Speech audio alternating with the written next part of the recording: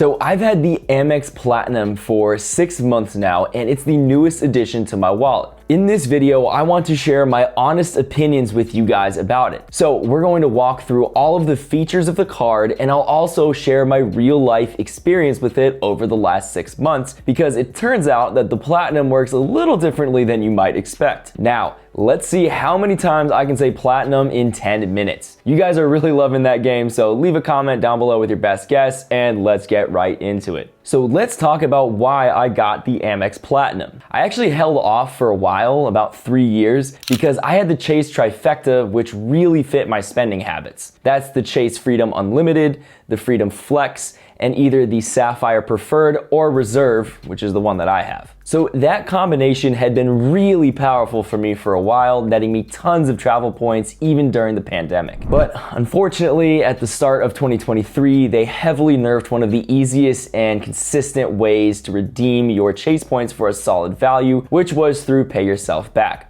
So to get even just decent values out of Chase points, you now have to jump through basically the same hoops you do for Amex points. The Platinum card also has one of the juiciest sign-up bonuses, valued potentially at over $3,000, which I've had my eye on for a while. There's 4-ish levels of sign-up bonus for the Amex Platinum card, where they'll offer you 80,000, 100,000, 120,000, or 150,000 Amex points. I waited for the juiciest 150,000 point sign-up bonus for about 3 years, and I never got it, even with my 800 plus credit score. So I settled for the 120,000 points. And of course, the day after I got my Platinum card in the mail, they gave me the 150,000 point offer, even though I already had the card. Not sure how their system is that jacked up, but keep checking back and hopefully you don't get as unlucky as I did. Reloading the site using private or incognito modes on your browser also helps with this. So on top of the sign-up bonus, I had tons of travel lined up in the second half of 2022, so I'd be cashing in on the sign-up bonus as well as all the usual points you get from using the card. You get 5 points on flights and hotels, and we'll talk more about that in a bit. There's also tons of statement credits to help me pay for my travels as well. So the sign-up bonus, points, and statement credit triple whammy was a no-brainer for me. I got the card in July 2022, right before all my travels, and hit the spending requirement for the sign-up bonus a little too quick. So that's why I got the card. Let's dive into the details. One thing that makes people think twice about the Platinum is the beefy annual fee, which is a huge factor in whether the card will be worth it for you. They bumped it up to a staggering $695, which I know is a huge chunk of change, but there's a lot that you can get out of the card to more than offset that cost. So now that we got the bad stuff out of the way, let's get to the good stuff. The first thing you'll probably see is it lets you turn that subscribe button right there from red to gray.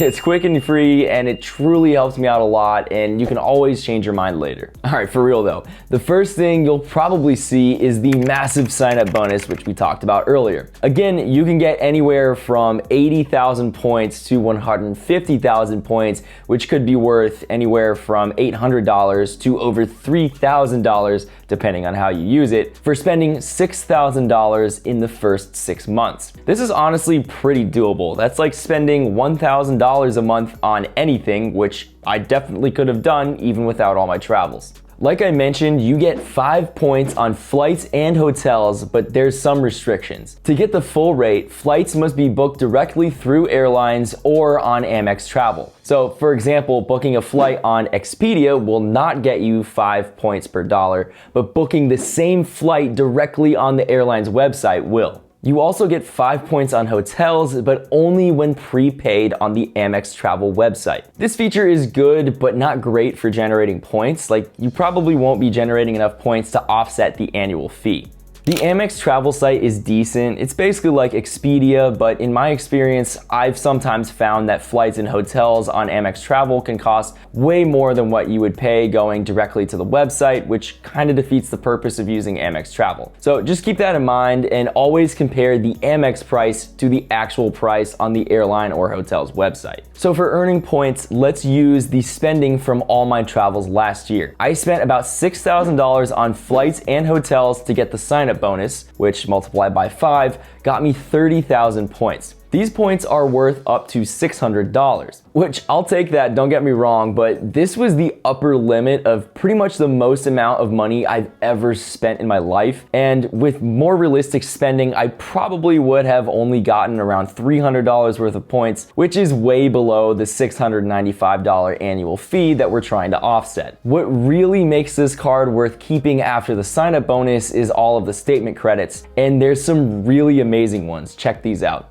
You get $200 on hotels in the Fine Hotels and Resorts or the Hotel Collection booked through Amex Travel. If you're like me and had no idea what those are, you can just search for hotels on Amex Travel and check these boxes to see your options. So I searched for 2 nights in Miami, which is a city I know very well because I go there a lot. And as you can see, there are plenty of great options. You can also get $100 of experience credit, which you can use on things like dining. And most of these hotels have restaurants on site for a total of $300. That's pretty easy to use and almost half of your annual fee right there. I actually used it to book a hotel for a wedding in Seattle and basically got 1 free night and 2 free meals for both me and my girlfriend. Okay, next up is the $240 entertainment credit. So basically you get $20 back each month on any combination of the following: Audible, Disney Plus, Disney Bundle, ESPN Plus, Hulu, Peacock, Sirius XM, and the New York Times.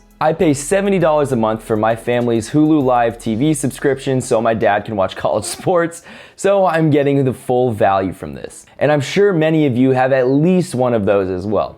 Another big perk is $200 in Uber Cash. You get a $15 credit applied to your Uber account each month, and $20 in December, which you can use on Uber rides and Uber Eats. So that's almost like 1 free ride or 1 delivered meal a month, which I definitely use. Or if you don't like rideshare or food delivery, you can even order food for pickup on Uber Eats from a local restaurant and go grab it yourself. So I consider this another easy $200 towards the annual fee. Alright, the last of the major benefits is the $200 airline fee credit. While this unfortunately does not cover the actual plane ticket, it will cover incidental fees like checked bags, seat upgrades, and drinks. Just a heads up, you do have to choose one airline to use this offer on, but in my experience, I tend to fly on mostly one airline anyway because they just have the best flights for my city. For example, I live in San Diego, but I have a lot of family and friends who live in Washington, D.C., so I fly there several times a year. United has the best flights between those 2 cities, as well as many other cities I travel to, so I chose them as my airline. I've absolutely used the full credit on just checked bags alone, lugging around suits for weddings,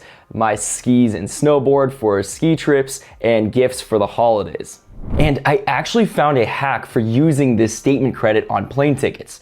So United has Travel Bank, which is basically prepaid account credit, which you can use to buy flights. And buying United Travel Bank credits is actually considered an incidental fee by Amex, so you get reimbursed for it. On top of that, you also earn the normal 5x points on that purchase, so you get to double dip on those juicy rewards. Again, I only use this for United flights, but other airlines might have something similar. So with the $200 hotel credit, plus $100 experience credit, plus $240 digital entertainment credit, plus $200 of Uber Cash, plus the $200 airline fee credit, that's $940 worth of what I consider to be easy money, which more than pays for the $695 annual fee and is a big reason why I'm keeping the card after the sign-up bonus. But wait, there's more. For today only, we will give you an extra toaster for absolutely free. There's still lots of other statement credits and benefits that they give you. I didn't include this one earlier, but I use it all the time. It's the $189 credit for a free Clear membership. This basically lets you skip the part of the security line where you have to show your ID. You can also combine it with TSA Global Entry and PreCheck to get a much faster security scan, which is $100, and Amex will also cover that. So that combo lets you skip almost every airport line. It saved me so much time breezing through security in like 10 minutes almost every time. Just a heads up, Clear is not yet available at every airport, but Global Entry and PreCheck are in almost almost all of the ones I've ever flown through. Okay, so once you're in the airport, the Platinum Card also gets you access to the Amex Global Lounge Collection. This one is kind of hard to put a price tag on and can be nice, but in my experience isn't all that it's hyped up to be. First off, you need to get to the airport in time to actually use the lounge, and I don't really do this since I know I can leave for the airport later and still get there on time with the clear and the pre-check combination we just talked about. Now, I know that there are some cautious travelers out there like my buddy who gets to the airport 3 hours before takeoff, Brian. Just kidding, love you, homie.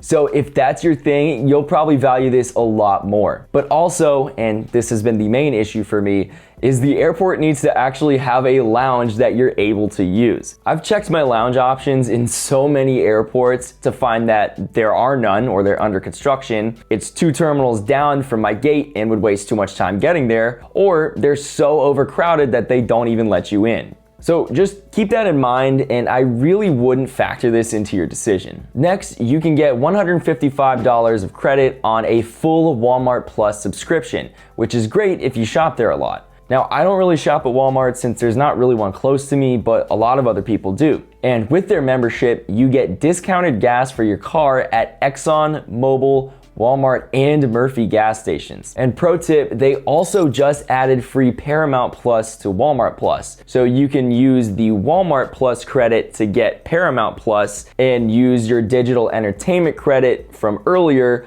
on something else like Hulu. That was confusing even for me to say, so hopefully that makes sense. Okay, so you also get $300 credit to Equinox or SoulCycle, or $25 per month. Now, this one I don't really count because some cities like San Diego, where I live, don't even have an Equinox, and they're also absurdly expensive at $200 a month. I pay $15 a month for my gym, and it has everything that I need. So in 1 year at my gym, I still pay less than what it would cost for 1 month at Equinox. The Knox just ain't worth it in my opinion, but if you do go there, it's a nice discount. Last but not least is $100 per year or $50 every 6 months to Saks Fifth Avenue. Now, I have never heard of this place before, so I didn't originally count it when I first got the card, and when I looked it up, it was mostly overpriced shirts and shoes. But my girlfriend is interested, so maybe I can buy gifts for her with it.